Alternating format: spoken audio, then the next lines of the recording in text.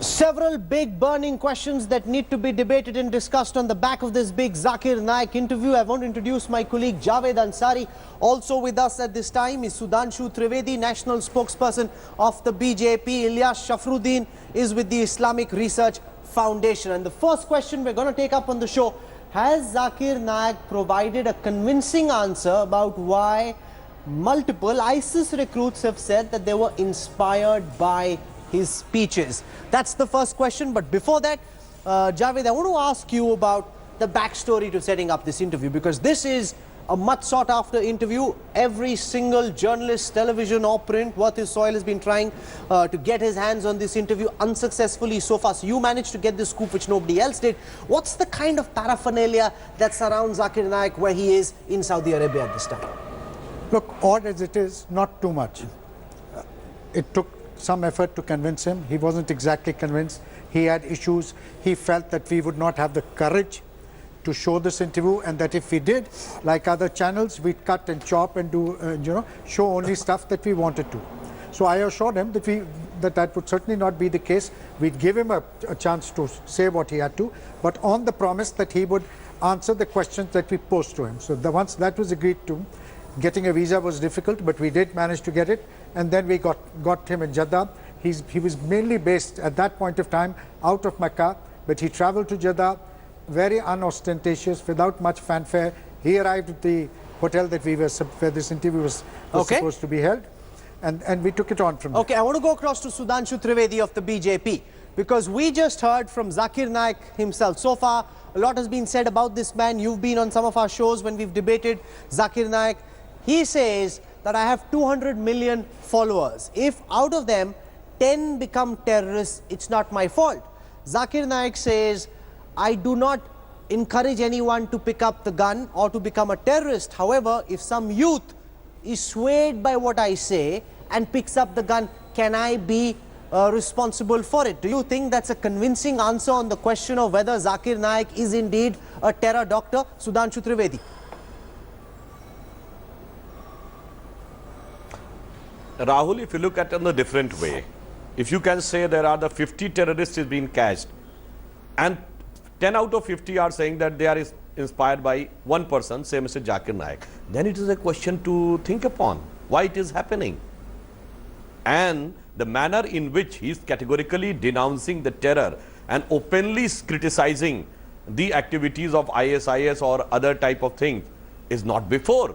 Previously, you remember he was saying that a suicidal bomber is not allowed, but if their government or the state or the commander-in-chief thinks that it is in the interest of their country or others. So if you give this type of logic, so by this logic, ISIS consider itself as a state, and they are saying that they are fighting a war. That's a good counter from Sudhanshu Trivedi of the BJP. He says, now we're seeing a new Zakir Naik, one who's deliberately calibrating what he's saying, which is different from what Zakir Naik has said in the past. Because Shafruddin, we've seen Zakir Naik, your leader, say in the past that if the leader of a country says that there must be a suicide bomber, then that is okay. We've heard Zakir Naik say that in the past. Sudhanshu Trivedi arguing that this is just calibration because the man knows he's now marked, he's being watched, the state government and its agencies are after him, which is why he's singing a different tune. Shafruddin. Rahul, let me tell you one thing. Zakir Naik is clearly saying from the beginning that any terrorist act by anyone which kills an innocent is haram in Islam, prohibited in Islam. Any commander ordering his persons to go and do the suicide bombing, and if it is killing the innocents, Islam clearly makes it haram.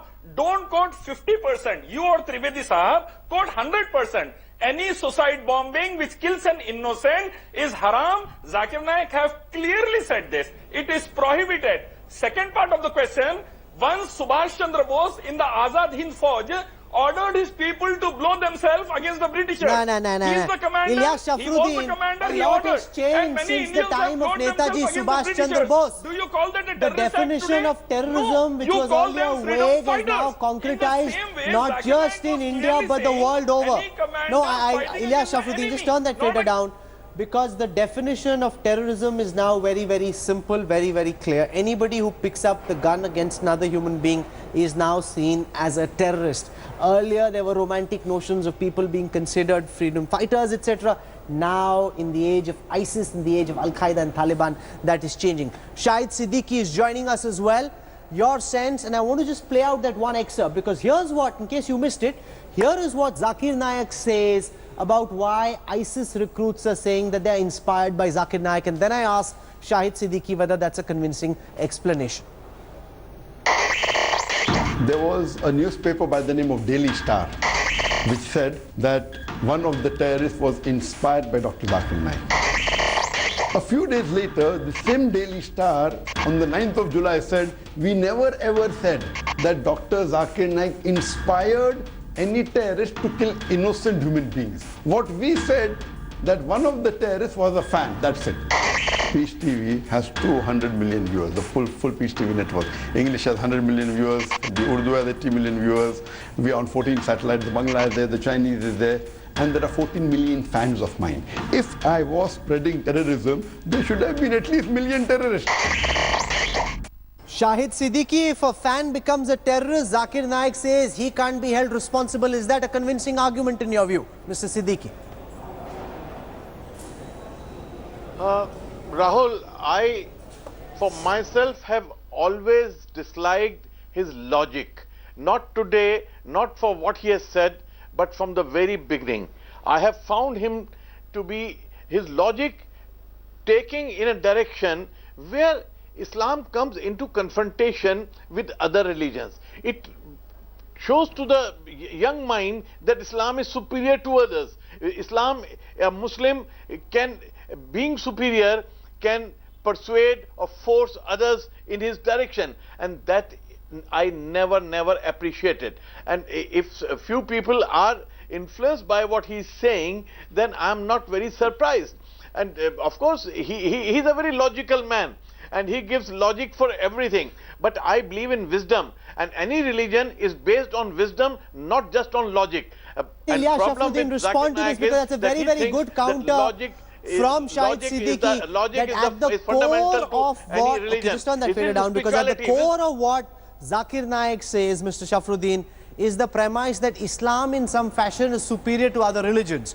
When you are constantly preaching that view to 200 million people, then somewhere down the line, somebody is going to come away with the message that Islam is superior, other religions are inferior, and therefore the superior religion must attack the other religions.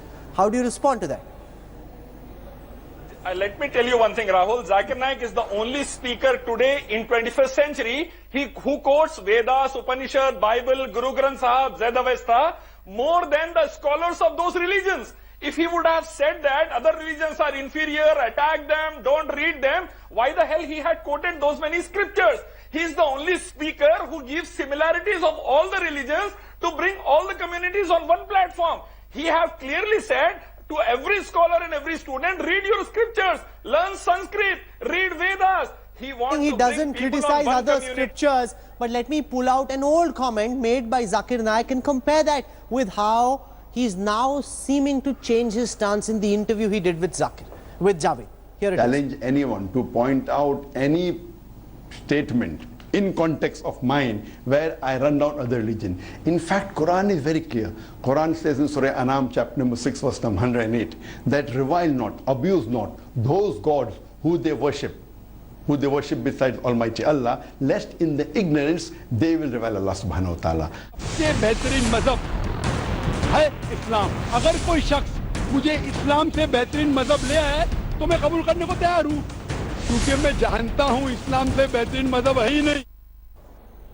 So clearly there he says that Islam is far superior to other religions. I want to come now to part 2 of the Newsroom showdown this evening, and this question is, if Indian government agencies are convinced that Zakir Naik is indeed a terror preacher like Hafiz Saeed or Sayyid Salahuddin, why are they not acting against him? And I want to put this question to Sudhanshu Trivedi, because in this interview with Javed, and I'm just going to play that portion out, we've seen Zakir Naik say that so far no government agency has contacted him. This man has been built up as this villain, as this terror preacher, and yet if there is a case, there's no FIR against him, there's no action against him, the government agencies haven't even contacted him, let alone try to bring him back to Delhi. Dr. Trivedi.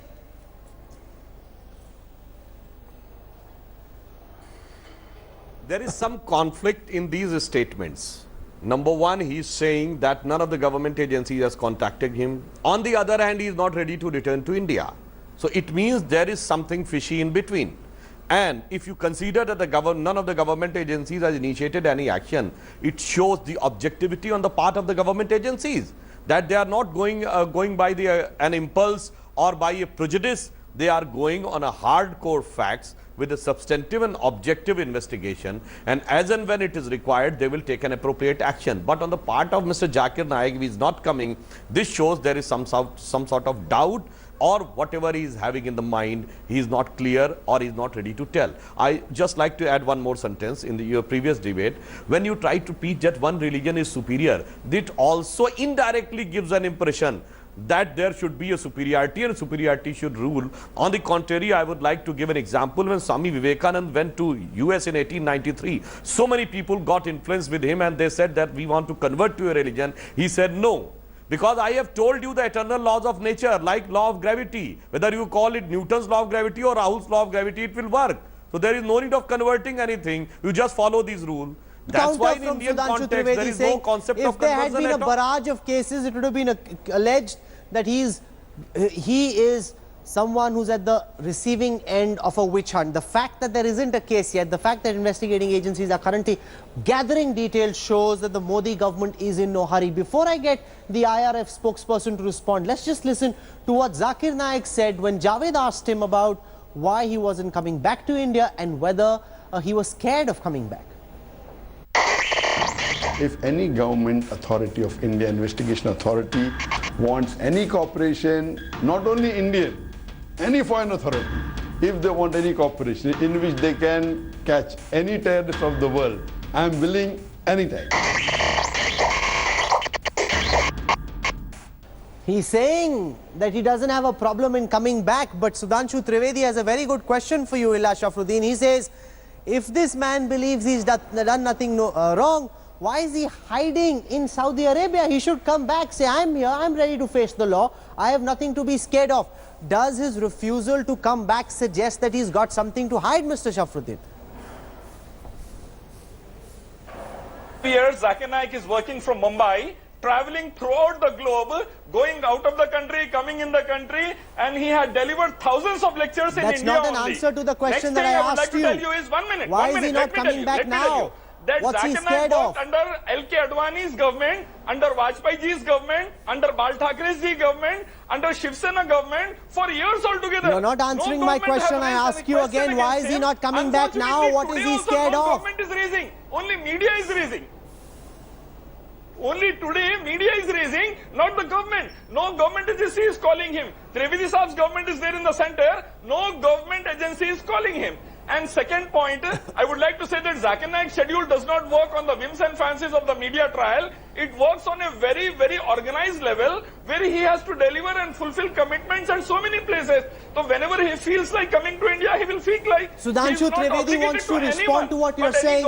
Dr. Trivedi, is this a valid argument that if you have a case, get him to come to India? You haven't built a case against him. He's not been, there's no FIR, there's no charge sheet, and yet you build a spectre of him somehow being guilty. Dr. Trivedi first and then Shahid Siddiqui. That's what my pretension, Rahul. If there is no FIR, there is no case, why he is hesitating? He is just hesitating that there is some sort of media trial, as he is trying to say. It is very easy. You come here, give a categorical answer in a large press conference and things will be cleared. And you are having your own TV channels or other media options are there, from electronic media to print media to social media these days. If somebody is having a convincing argument, he can fight. Siddiqui, So where do you stand on this? Trial, is his refusal having to no come case back in FIR, sign you are of not guilt, coming here? Sign of possibly having something to hide, Mr. Siddiqui? No, Rahul, I don't know whether he has anything to hide or not. But the point is that today when Islam is being blamed for a lot of terrorism and the name of Islam is being used by these terrorist organizations, it is duty of people like Zakir Naik to come clean on this. He should have come back, convinced everybody, should take a very clear stand, not only denouncing these people, but educating Indian Muslims, educating Muslims all over the world that this terror is extremely dangerous to the community, to the society, to humanity. He should come out clean, Okay. and he should have come back. Even if he has to cancel some of his programs, how does it matter? He can cancel his programs for the sake of Islam. He is working for the sake of Islam, not for his personal, interest. So Okay, let him in come the back last and part, I've got clear just his 3 name. minutes to go. So in the last part of the newsroom debate, I want to ask this third and final question. Now we are seeing Zakir Naik actually praise Narendra Modi's outreach to the Muslim world, saying that he's traveled to more Muslim countries than any other prime minister, and therefore he's not necessarily a bad person. However, in the past, Zakir Naik seems to have had problems with the prime minister and the party he represents. First, before I put this to my panelists, listen to what Zakir Naik said about the Narendra Modi regime, and then we'll debate whether this is a change of stance which is calibrated to somehow get the heat off Zakir Naik.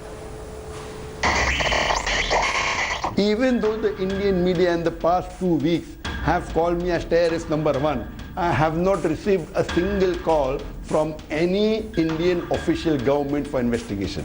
That shows that they are really careful. As far as the present Prime Minister Narendra Modi is concerned, I have to be very honest with you, that in my limited knowledge that I have, he is the first Prime Minister of India in a span of 2 years had been to so many Muslim countries. Out of the 6 Gulf countries, he went to 50%, 3 Gulf countries. If his intention is to increase the relationship and better the relationship of India with the other Muslim countries, to increase the relationship of the Hindus and the Muslims, I'm for him. And that's good. Zakir Naik there singing a very different tune on Prime Minister Modi. Javed, you've heard what Zakir Naik has said about the Prime Minister in the past. You're hearing what he's saying now.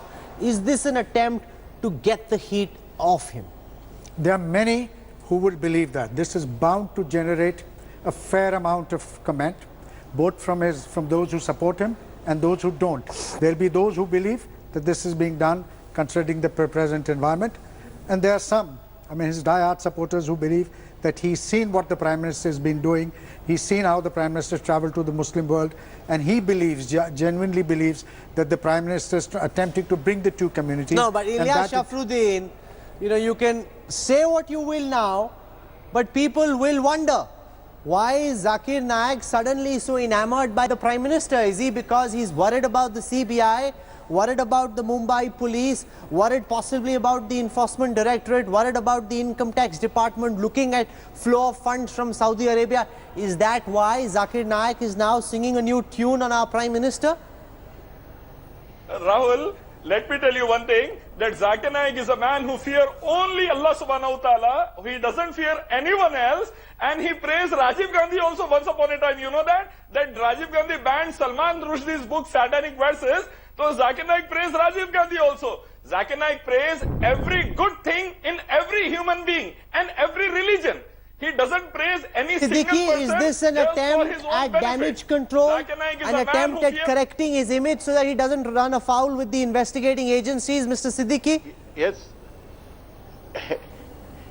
Yes, it seems so, because his logic is very illogical logic, because Prime Minister has travelled to a lot of Western countries, Christian countries. So is he becoming pro-Christian because he's going to more Christian countries than Manmohan Singh could do in 2 years? That is illogical logic. He's going to Muslim countries, has nothing to do with his ideology. I can be critical of Narendra Modi on his policies, not because he has gone to some Muslim countries. And I'm not concerned about whether he goes to Saudi Arabia or goes to Iran. My concern is what do he's you doing in also this see country, this as because an I'm a citizen of this attempt country. to try and And Zakir soften Naik up should the be talking as an investigating Indian, agencies not as a... by seeming to reach out to the Prime Minister and speaking in his praise? Final words, Dr. Trivedi?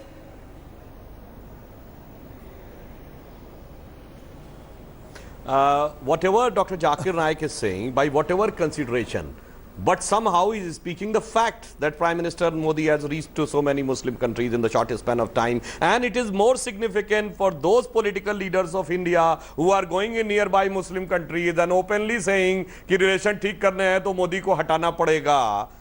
This is an eye-opener for those political leaders who are in the domestic politics, keep on aiding and abetting the hate politics or the vote bank politics, which is in a way paving the way some of the preachers like Zakir Naik, which are now showing the different colors. Okay, this is where I end part one of the newsroom tonight. I want to thank my guests Shahid Siddiqui, Sudhanshu Trivedi, Ilyas Shafruddin for joining us on the newsroom tonight. And I most of all want to thank my colleague Javed Ansari for having scooped this interview. Fantastic work, Javed. This is a story that needed to be told. Remember, on India Today, we don't take sides. Now, whether or not Zakir Naik is guilty, whether he is a preacher of hate is something that needs to be established in a court of law. We've seen what he said in the public domain. He needed to answer these questions. Somebody needed to ask those questions, which is why we made the effort of sending Javed down and ensuring that Zakir Naik spoke out, answered the questions that he needed to be asked. Now, what you make of them is something we leave to you.